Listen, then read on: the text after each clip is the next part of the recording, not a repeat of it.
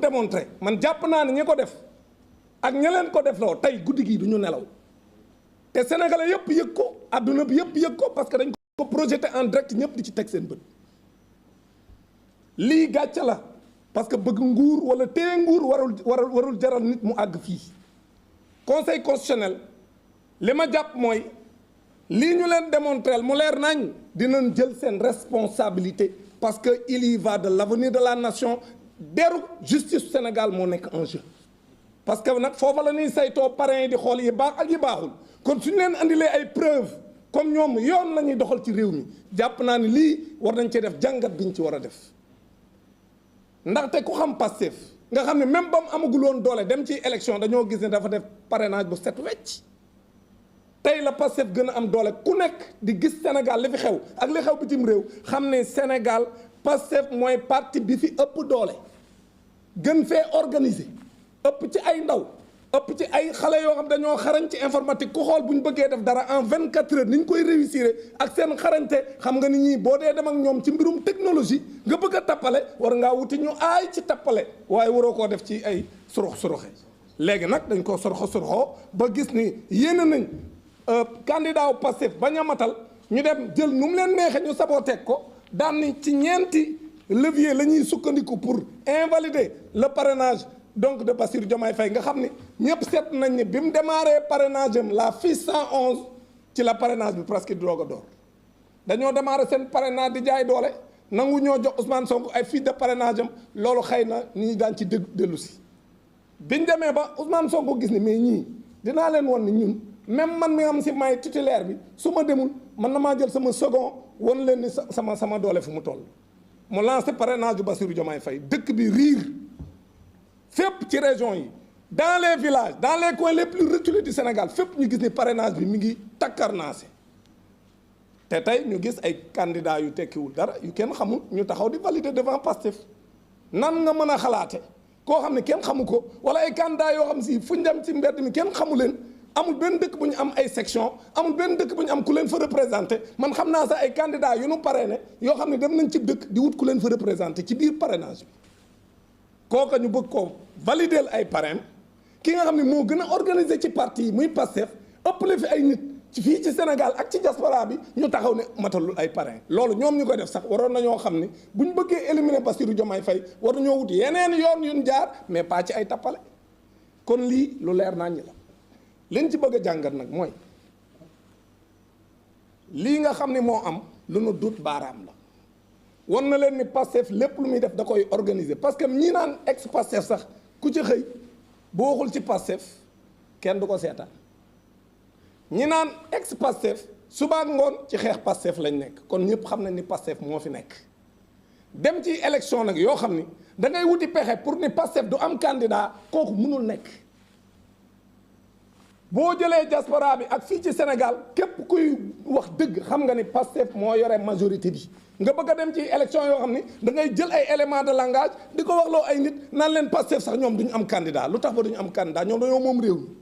ba Pastef du am candidat dañoo moom réew mi ba Ousmane Sonko nekk candidat dañoo moom réew mi ba le candidat de l'anti système bu ko neexee du ànd ak yeneen candidat dem comme ñoom système bi ni ñu amee seen yeneen candidat kon loolu mooy wax ji aujourd'hui dans cette élection il y a deux camps qui doivent s'affronter benn camp bi nag dafa ragal ba def erreur yi mu def dañu ragal parce que lii wane na ne dañu ragal Ousmane Sonko ak lépp lu jege Ousmane Sonko réew mi nag réewum yoon lay nekk parce que kenn du fi nekk di fi jaay doole li ñu bëgg a wax sénégalais yi ñu dégg ko waa diaspora bi dégg ko mooy lii ñu démontré dañ cee dut baaraam mu leer nañ ñi kenn mënu koo werante amul luñ ciy laam-laamee kon nag comme leer na nañ ni ay pexe lañ def pour saboter le parrainage de Pastef kon nag ñoom nañ jël seeni responsabilité ñoom conseil constitutionnel parce que duñ nangu benn régime nekk fi di jaay doole di imposer ku ko neex pour mu nekk candidat ak ku dul nekk candidat kon lii nga xam ne moom lañ fi wax mooy ñoom depuis le début li ñu bëgg mooy Ousmane Sonko du bokk ci élection yi te teguñu ko fenn Ousmane Sonko décision de justice yépp da koo favorable biñ ko génnee ci fichier électoral bi ci jaay doole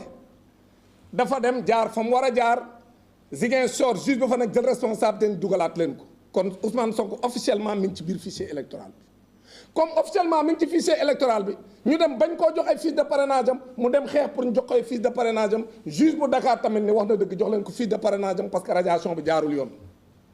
ñu dem defi pexe ba démb gis ngeen li ñu def cour suprême daan ni léegi Ousmane Sonko donc ñoom dañoo jàpp ni lépp li nga xam ni moom la defoon comme recours ñoom neenal nañ ko alors que dafa posé woon loolu avocat yi daan ci dellusi lu ñuy tuddee exception d'inconstitutionnalité mooy article 260 du code pénal méngoowul ak li constitution bi wax ñu xam ko te cour suprême amul droit di apprécier l'exception d'inconstitutionnalité daf ko war a jébbal conseil constitutionnel mu àtte mu bañ ko def jaay doole démb loolu ngeen gis donc li nga xam ne moom moo am tey conseil constitutionnel ñëpp gis na ni jaarul yoon parce que dugguñ ci biir dossier wu Ousmane Sonko pour xool ni li ñuy wax ne ay pièces yu ko manqué la lay tax mu waroon ko am administration bu Sénégal lënkaloo ak régime bi fi nekk ñoom ñoo ko xañ te andi na les preuves donc de la diligence utile bi tax moom bi mu demee moom ak mandataire am ak parfois même avocat bi dañ ko bañal kon conseil constitutionnel wërta def une appréciation aussi simpliste de l'affaire daal ni non xool nañ pièces yi am na benn pièce bu manqué wala am na ñaari pièces yu manqué daal taxaw daal di rejeter affaire bi teguñu ko fenn liy dëgg mooy Ousmane Sonko est candidat conseil constitutionnel na teg mbir mi ci yoon Ousmane Sonko mënuñu apprécier dossier comme ni ñu apprécier ñeneen ñi parce que moom rek cote moo ci nekk ci candidat yi koo xam ne moom dossier dafa am contentieux te contentieux boobu dafa am loo xam ne moom justice su Sénégal moo ko ci jox dëgg administration bu Sénégal défier la justice sur instruction du président de la République et de son ministre de l'Intérieur lii mooy dëgg kon nag li ñu doon xaar ci conseil constitutionnel mooy mu appliquer la jurisprudence bi mu mës a am en 1998 il y a une jurisprudence bu ma yore nii muy la jurisprudence Insa Sankaré Insa Sankaré lan la woon mooy conseil constitutionnel vous l'avez vu le document est là qu'on peut partager Insa Sankaré dañ doon dem élection le 3 avril 1998 mu dem di déposer caution booba du woon CDC comme tey booba trésorier général moom moo doon jël xaalis bi caution bi booba ci élection député tolloon ci 3 millions bi mu demee di ko déposer après 18 heures mu ñëw fekk ni trésor tëj na ay buntam alors que la loi disait minuit la ñu war a tëj léegi mu dem wuti huissier ni ko kaay constaté ko ñoom tëj nañ mu dem ministère de l'intérieur leen dem naa pour verser waaye tëj nañ ñu ne ko ñun suñu yoon nekku ci ndaxte xaalis bi trésor a ko war a jël mu bàyyi ba ca altine ja juróom-benni fan le 6 avril 1990 mu dem trésor versé 3 millions daal di jël quittance ban ko jox le numéro de la quittance est là bi mu versé xaalis bi ñu jox ko le numéro de la quittance numéro de quittance bi mi ngi nekkoon numéro 88 98 36 buy wane ni versé na xaalis bi muy caution bi les 3 millions au niveau des caisses du trésor mu jël numéro quittance bii la jël ak reçu ban ko jox numéro quittance boobu ñu ko jox moom la jël boole ak PV de constat bi huissier bi defoon wax ne ñëw na avant ñuy tëj délai yi nga xam ne moom lañu fixé woon pour tëj dépôt de cautionnement bi mu defee loolu yóbbu ko conseil constitutionnel dans sa séance du 15 avril 1998 le 15 avril 1998 le conseil constitutionnel réunir daal di jël pièces yi mu déposé naam déposé wu ko dans les délais mais dafa wax moom conseil constitutionnel ci décision bi nga xam si moom la rendre moom la conseil constitutionnel on était le 15 avril 1998 mu ni constatant que moom li nga xam ni moom am na ko retard ci versement bi la ko waral jógewul ci moom c'est une défaillance c'est ça que dit le conseil constitutionnel considérant que c'est une défaillance de l'administration pour laquelle son parti ne doit pas être pénalisé d'autant que l'exigence de l'attestation du dépôt de cautionnement délivré par le trésorier général et la sanction de l'irrecevabilité résulte d'une modification toute récente du code électoral et le conseil constitutionnel déclare la liste du Rassemblement pour le progrès, la justice et le socialisme, la liste est recevable. mu ni kon nag dafa seetlu ni lii nga xam ni moom lañ teg mandataire liste bii en 1998 mu ne naam versé wu ko ci délai yi ba mu koy versé délai ba jàll na parce que ajjuma la woon ñetti fan ci weeru avril ca minuit trésor tëj avant minuit dem ñoom agent yi trésorier dem ñibbi moom mu ñëw war a versé ñu bañal ko mu dem daa dem versé ca altine juróom benn fan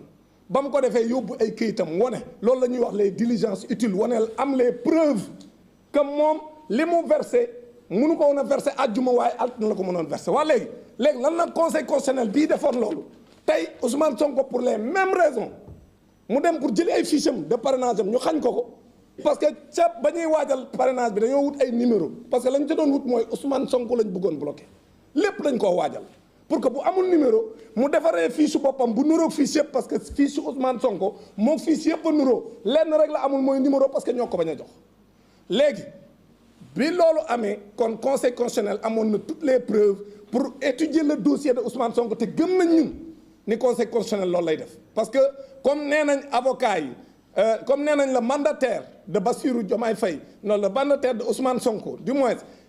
le maître Ciré Clédor liñ ko wax mooy dinañ ko jox les raisons parce que ba léegi waxuñu ko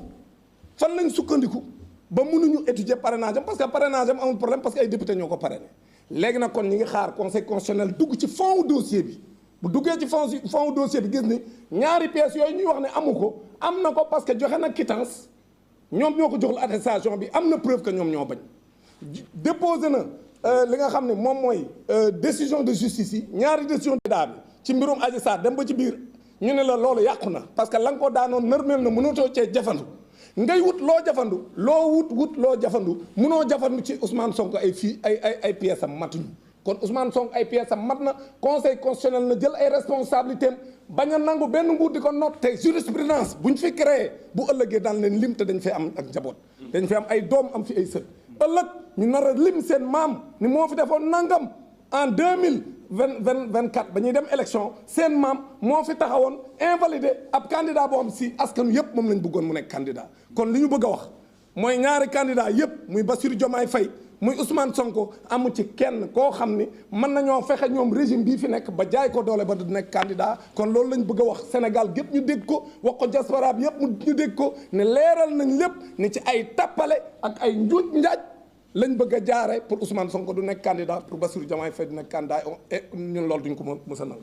Maintenant je crois en 2 minutes je peux faire un petit résumé en français pour dire que nous aujourd'hui nous avons assisté à une démonstration avec des preuves palpables que le Conseil constitutionnel a reçu des fiches de parrainage conformes avec une clé qui comportait des éléments conformes, mais ils se sont basés sur un fichier corrompu avec une clé où il y avait des données qui n'étaient pas conformes avec ce qui avait été déposé par le mandataire de Bassirou Diomaye Faye. Ils se sont appuyés sur des éléments qui ne sont pas conformes avec le fichier qui a été déposé. Ça veut dire que le fichier a été corrompu. Et puisque le fichier a été corrompu, on ne peut pas éliminer un candidat sur cette base. Donc les 12 375 rejets qu'on appelle des rejets pour non-conformité basés sur numéro d'identification, les prénoms et noms ou les discriminants, ça ne repose sur absolument rien que sur de la manipulation pour utiliser des manières sordides d'éliminer un adversaire. Donc, nous disons à la face du monde, aux Sénégalais d'ici et d'ailleurs, les Sénégalais basés ici et dans la diaspora, et à la communauté internationale, que ce qui est en train de se passer au Sénégal est inacceptable. Le parti le plus organisé, qui a les jeunes les plus rompus à la tâche, donc qui sont des chevronnés sur les outils informatiques, viennent de démontrer la tricherie qui a été organisée au Conseil constitutionnel pour essayer d'écarter le candidat Bassirou Diomaye Faye, et nous ne l'accepterons pas. Maintenant, nous demandons à la communauté internationale de recadrer le régime en place pour qu'ils comprennent que ces élections doivent être inclusives, libres et transparentes pour que les Sénégalais eux-mêmes choisissent leur prochain président de la République. Parce qu'ils savent qu'après avoir soulevé le dossier de l'accusation sur Adji Sarr, et aujourd'hui il y a eu un anéantissement donc du jugement, et ils savent que ce dossier maintenant est à volo. Maintenant ils veulent s'arc-bouter et vraiment ils veulent vraiment s'adosser sur une stratégie d'élimination des candidats à travers pour Ousmane Sonko. Ils veulent ne pas étudier son dossier alors qu'il a déposé des pièces qui peuvent remplacer la fiche de parrainage qu'on refuse de lui donner, et parce qu'il a été parrainé par 13 députés et le parrainage parlementaire existe au niveau de notre réglementation pour les élections. Également, pour Bassirou Diomaye Faye, il a déposé un nombre de parrains conformes parce que pour un candidat qui, lorsqu'on lançait le parrainage, n'avait pas encore son fichier Ousmane Sonko, il lance son numéro 2 pour montrer à la face du monde que c'est lui le candidat majoritaire. Et son numéro 2, lorsqu'on a lancé son parrainage, c'est ce jour-là qu'on a compris que le parrainage a commencé au Sénégal. Partout dans le pays, dans les villages les plus reculés, dans les villes, les gens appelaient pour parrainer. Donc ceux qui ont parrainé peuvent aujourd'hui avoisiner au moins 2 millions de parrains. Donc si on lui demande, si on dit qu'il n'a même pas 45 000 parrains, ça veut dire que ce n'est pas sérieux. Et aujourd'hui, on ne peut pas accepter que Bassirou Diomaye Faye soit éliminé sur la base d'une tricherie. Et nous le disons clairement à la communauté internationale, nous le disons clairement au président Macky Sall, nous le disons clairement au président du Conseil constitutionnel pour qu'on laisse quand même le jeu électoral se dérouler, que le processus ne soit pas corrompu et qu'on aille aux élections et que les Sénégalais choisissent librement leur prochain président de la République, Inch'Allah, qui s'appellera, si on respecte la réglementation en vigueur, M. Ousmane Sonko, parce que c'est ça qui est dans le cœur des Sénégalais. Je vous remercie. Merci. Merci, dame, pour ces mots très puissants et très véridiques.